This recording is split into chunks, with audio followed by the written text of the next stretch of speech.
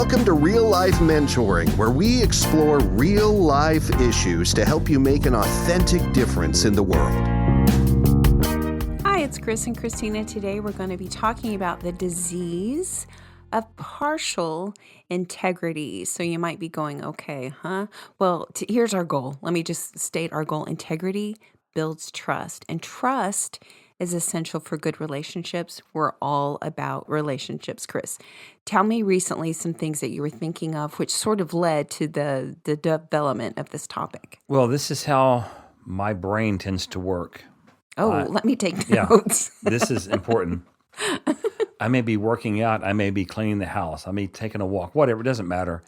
But I'll be processing something like my childhood. And I'll be thinking about, wow, you know what? I don't remember this happening, or this did happen.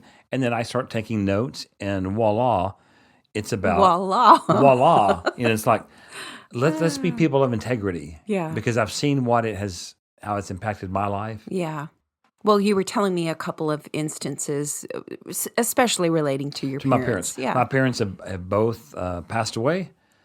And this, again, I've said this on numerous podcast episodes, I think, but this is no disrespect. These are just stating facts. So we have two choices in life. We can go, if I mention that, it's disrespectful. It's the motive of our hearts, I believe, and how we say it. So I can state something that's a fact. My parents did or did not do that. Right. And it hurt me. Right. That's a fact. Or I can be angry about it, hang on to that, and malign them, their reputation. That's not what I'm doing. Yeah. So I think that's important for me to preface that. So right. So you were contemplating the fact that you really couldn't count on your parents. Give us a couple examples. Right. And as I look back, it's been a pattern my whole life with my parents that way. So when I was, I believe, 7th and 8th grade, I went to work at a restaurant and I washed dishes. My mother was a waitress there, and she said, hey, they're looking for a part-time dishwasher on the weekends. Again, I'm 7th and 8th grade. That's okay. Sure. I was a hard worker, and I thought I like making my own money.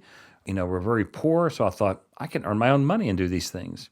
I did that for about 2 years. And I was saving my money at the time this was a big deal. I wanted my own bicycle, a 10-speed. A 10-speed bicycle. And I wanted quality. So Sure. I knew it was going to cost some money, so I began to put money aside in savings, I thought. So my mom said, we have a bank account. We'll have a savings account just for you. So I'm putting money away. I'm handing basically my paycheck over to my mom every week. So the time comes for me to purchase the 10-speed bike. I'm so excited. We go into town. My mom has me going to the bank by myself. And I want to withdraw, I don't know how much I said, maybe all of it. The entirety of your savings. The entirety of my savings. I was so excited to get that bike that day. The what do you call the clerk? Teller. She gave me a few quarters, I think all it was, and had me sign. And this is you're expecting 2 years of savings. Well, I don't know for sure, but enough to buy a really nice 10-speed. Right. Anyway, and she gives me coins, and she gives me a piece of paper to sign that I'm withdrawing my savings, and I was so naive. I was young. Sure. I didn't question this at all, but I was so confused. So I thought, well, my mom will explain it to me. I went out to the car. I said, Mom, I don't understand. I went to withdraw my savings for the bike, and she gave me a few quarters. It was at that point my mom said, well, I've been meaning to tell you, we've had to spend that to purchase some things and pay some bills. Now, why am I talking about that? As a young man, what that did for me is so quickly go, I've been lied to by my parents. I worked so hard, and I was told every week, your savings is growing. Right. And I wanted to buy this. Something was so important to me. So it wasn't about the bike at the end of the day. Right. It was, in a sense. It was your mom's word. It was the relationship. And my dad. And your dad. It was him as well. But it really, not that we had a great relationship, but it really did a lot of internal damage. Was this your first, I don't think my mom's a person of complete integrity at 7th grade? This was 8th grade at this point. No, I had seen aspects of it. Okay. But you don't want to believe that about your parents. Sure. This was kind of the in your face. It's like, wow. It hurt me so deeply. And this ties into some other episodes we're going to do about feeling connected to your parents, how important it is. Well, this is when you saw, okay, this isn't a one-off here and there. This is a pattern. This is well, I did and I did not. Okay, there was no one to process it with. In fact, I was told, well, we'll pay you back with an attitude, basically. Yeah. And I had to just basically suck it up. And we went home, and there was no bike to be purchased. I'm sorry. And it was never spoken of again. So why do I share that story? Guys, I don't feel bad about it today. It's unfortunate. I still feel a little bad. Well, okay, maybe a little bad. It makes me sad. But I'm not angry about it. That was years ago. But I'm actually sad at the lack of relationship. Because of their lack of integrity. Lack of integrity. It really did damage. So I'm telling you that. If you're a parent, it makes a difference. What we're going to be talking about today is inconsistency, patterns of behavior. So you saw those patterns of behavior. Fast forward now to many years later at a family reunion. Many years later, we were together for a family reunion at a lake. Siblings were coming in, other people coming in, the grandkids. First time in years. In years. Everybody's been together. We were living out of the country. We were back that summer. You know, you're getting excited to see everyone. And unfortunately, my mom and stepdad, they're both passed on, as I said, but they decided at the very last minute, the day we're supposed to all arrive, we're not coming. Right. And there was no explanation. It's just, we're not coming. And to see the look on some of the grandchildren's faces. Sure. I remember being angry about that. Yeah. But it's interesting. But it was a pattern that you had grown accustomed to. At this point, I wasn't surprised by it. I was still irritated and angry, but I kind of expected it. Mm-hmm. So here's my point. Here is my point. Yeah. We don't want to be people where people look at us and go, you know what? Probably can't trust that person fully. A good person, right? Right. In some good ways. And we're going to talk about later how that then affects relationships. So let's go on. Okay. Those are some family examples, but you said thinking about your parents and thought, well, good grief. I've seen this situation. You listed some other situations where you discovered you couldn't really count on some people. Okay, here's what can happen. And it did happen to me. And I still have to look in the mirror and go, okay, wait a minute. Don't superimpose good word. what you were given by your parents or not given onto other people. Sure. Don't make it. Be careful with assumptions. Right. So recently, I had to have a large tree removed out of our backyard. Mm-hmm. I had a friend said, I recommend this guy. And so he came out and he did a great job. It was a lot of hard work. So we paid to have it done, but we also paid to have the tree stump ground out because we were having a patio put in, and we could not move forward with the patio being put in until the tree stump is gone. Right. It was a whole thing. So this impacts this, which impacts that. Sure. Life tends to be that way. Right. So the tree guy, that sounds professional, tree guy, he said, we'll be back in 2 weeks or less to remove the stump. Yeah. 2 weeks came and passed.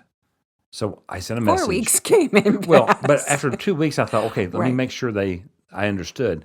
Oh, yes, we'll get to it. Mm-hmm. Another week or two passed.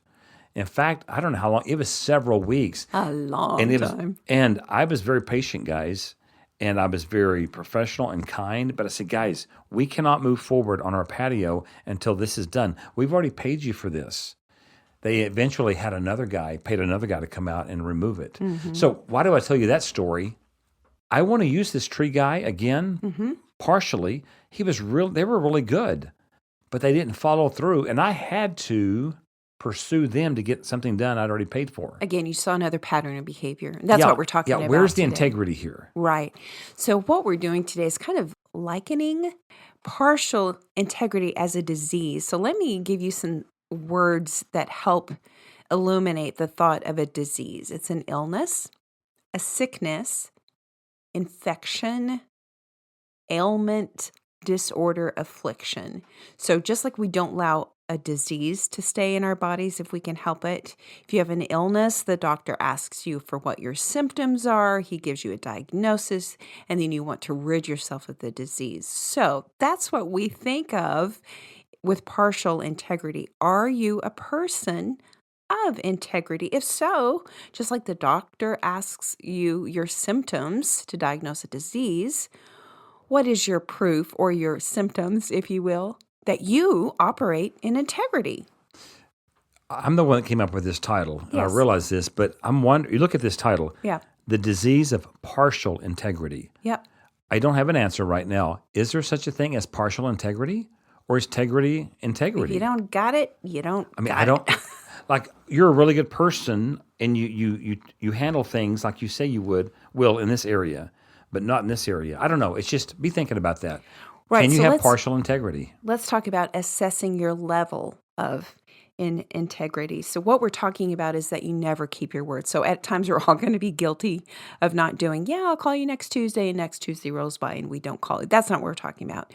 We're talking about some pitfalls, however, to avoid that could allow others to see you as a person who lacks integrity. So let's say you are a person of integrity, and for the most part, you do what you say you're going to do. However, are there certain things that keep you from following through in what you say you're going to do or you desire to do? What causes that? So we've come up with some things, some pitfalls where perhaps you can assess yourself for number one, fear.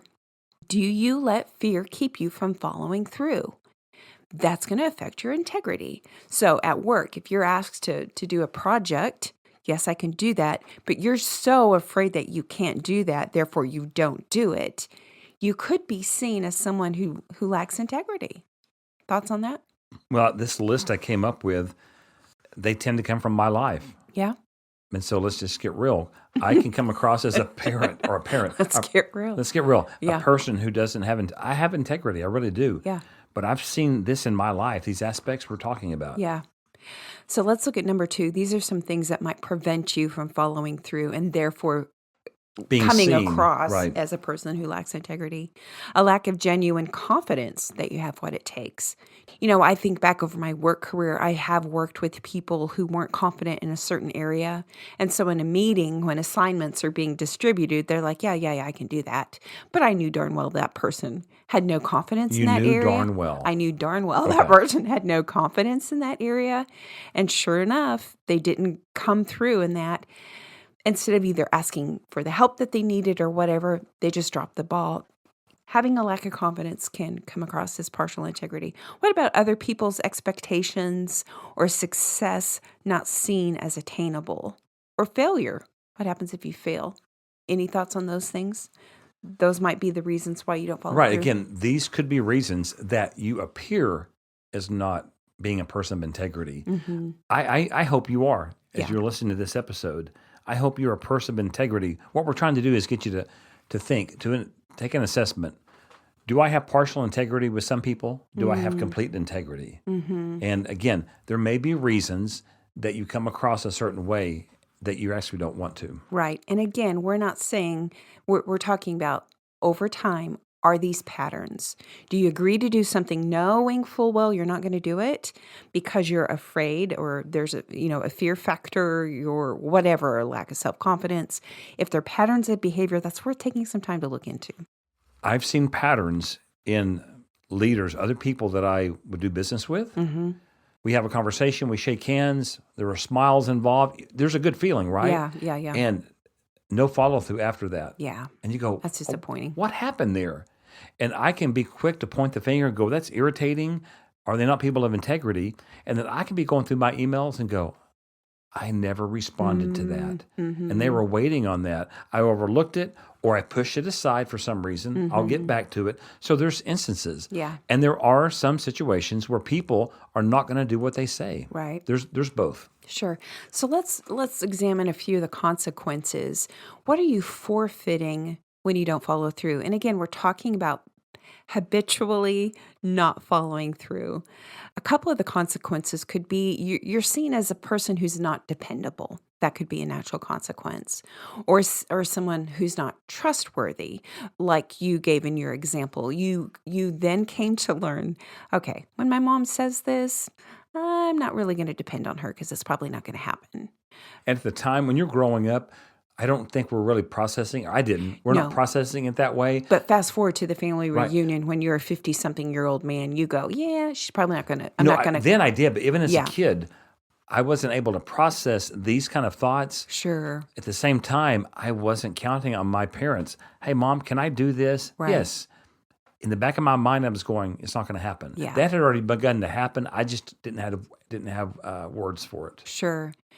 So another consequence is you could be seen as immature, or your reputation could be like, oh, like our tree guy.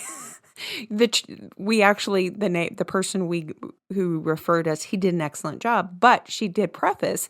Now, You're when right. he comes to grind the stump, it may take him a hot minute, and sure enough, it did. So he's got a reputation of. Now, when he comes to do part B, it might be Take a long while. So, And yet, I talked with him. Yeah, Hard yeah. worker. I think he's a quality guy. right. And so I don't want to come across as critical.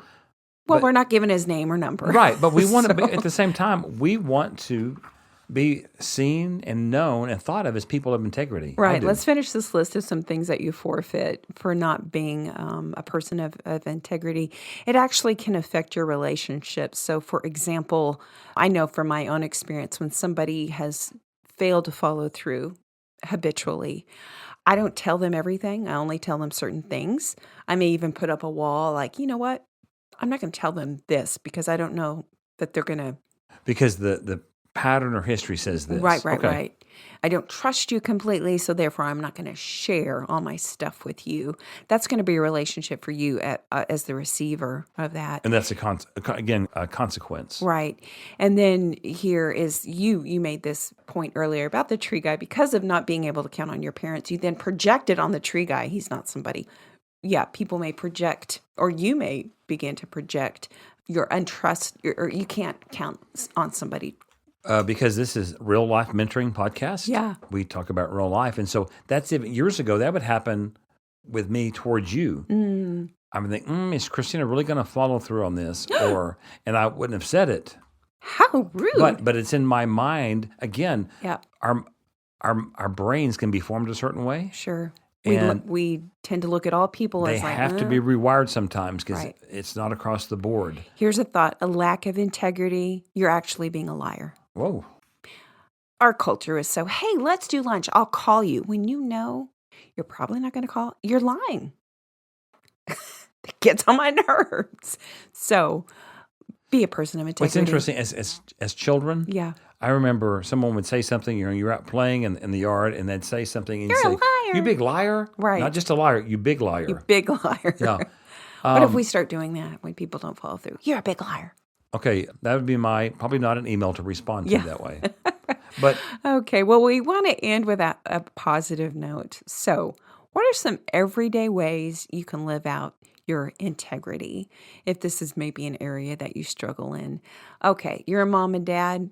Little Johnny has a program at school. If you promise little Johnny you're going to be there, show up. So simple. let's say something happens on the job and you can't make it, then you sit Then you down make with it them right. and you say, Yeah. you know what, this happened, that's why I wasn't there. But they know it's not a pattern at some point. Right. A friend loans you $5 to grab a coffee because you forgot your wallet. Pay the $5 back. Be a person of integrity. A mentor does not share personal information a mentee has shared with them. If things are confidential, keep it confidential. The Bible calls this letting your yes be yes and your no be no. And when you don't follow through, like we said in the above example, you make it right to the one who's affected. We're not asking for everybody to be perfect because we're all going to make mistakes. But when you make mistakes, just follow through, right? I will say early on in our marriage, I never thought of you not being a woman of integrity, but that part that says let your yes be yes and your no, no. Uh-huh. We came together as a young couple, bringing stuff from how we were raised, right? Bringing junk. Junk Let's just say. stuff, bringing some junk. Yeah. There were some good things too. Yeah. Bringing some junk, but you were really agreeable on pretty much everything. Right, because I didn't want to create conflict. And that was confusing to me. I thought, but you said you wanted to do this, but you really didn't want to. Now, can you see where, as you're listening, can you see where in a marriage early on or with a friendship that you're afraid to express your honest thoughts and opinions because maybe you're a people pleaser? Actually, that can damage your integrity with that person. For sure. Well, let's conclude by, I think we said this early on, but integrity actually builds trust And trust is essential for good relationships. We're all about relationships. And if you want to build good trust, be a person of your word. Be a person of integrity. We came to 2 verses in Proverbs that actually speak to this from a biblical worldview, but it's Proverbs 10:9. He who walks in integrity walks securely, but he who perverts his way will be found out. Just think that's a great practical proverb. Also, there's Proverbs 11:3. The integrity of the upright guides them, but the unfaithful are destroyed by their duplicity. Any closing thoughts on the disease of partial integrity? I'm a man of integrity. We're not wanting you guys to feel guilty for not being perfect. Right. No one is. No. When you blow it, it's not if. When we blow it, then you make it right. That builds integrity. When you blow it with your children, with your spouse, with a coworker, with a good friend, and you go, I did not follow through. My words did not line up with my action, or my actions did not line up with my words. Then you just acknowledge it. And that builds such integrity in that relationship for you. Yeah. Well, I think that's all for today on the disease of partial integrity. We have some exciting news. Today's podcast, you're listening because of the generous donation of a corporate sponsor, Commercial Brick. They offer quality brick with state-of-the-art colors and innovative textures. If you want to find out more about Commercial Brick, contact them at commercialbrick.com. As always, thank you for listening. Like, subscribe, share it with a friend. Thank you for listening to Real Life Podcast.